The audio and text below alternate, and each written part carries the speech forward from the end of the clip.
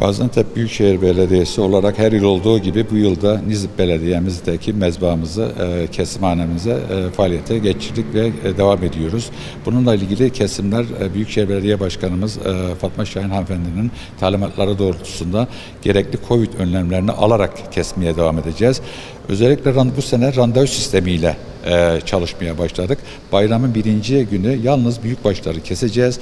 Bayramın ikinci günü büyükbaş ve küçükbaşların kesimini yapacağız. 15'inden beri, bu ayın 15'inden beri randevu almaya başladı vatandaşlarımız. Hem Gaziantep'ten hem Nizip halkımız buraya gelerek koyunlarını ve danalarını kesecekler. Tabii bu kesim sırasında randevusu gelen insanları buraya çağıracağız. O saatte gelecekler. Büyükbaşlarda yalnız hissedarları çağıracağız. 3 kişi ile 5 kişi arasındaki insanları buraya alacağız. Giderken mezbaya mutlaka vücut ısılarını ısı ölçerlerle ölçeceğiz.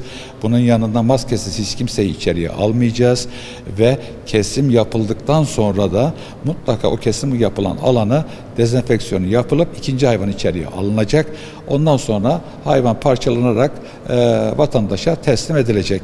Nizip mezbahımızda aynı zamanda 3 tane soğuk hava depomuz, ciğer sakatat odalarımız bulunmakta. Bu yıl vatandaşlarımız randevu sistemiyle Nizip mezbahımıza gönül rahatlığıyla hayvanlarını kesebilirler. Aynı zamanda veteriner hekimimiz, sorumlu müdürümüz ve bunun yanında 10 tane de kasabımız burada görev yapacak. Veteriner hekimimiz aynı zamanda hayvanların sağlık yönünden veya insan gıdası olarak herhangi bir şüpheye düşmesinler diye yenilenebilir, yenilemez diye onları kontrol edecek.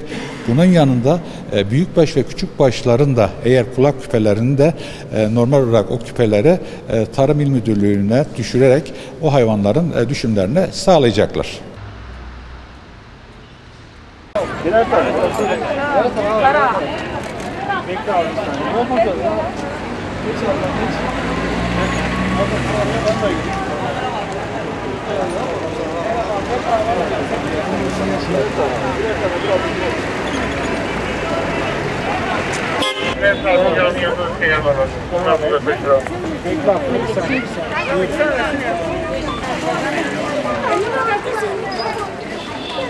Ablacığım istersen şu tarafa.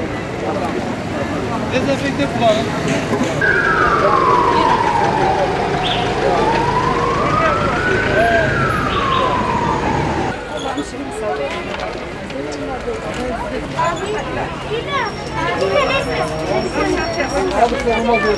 Al bak.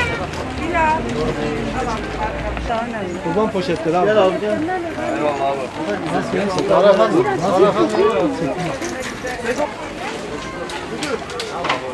Sen ne bize?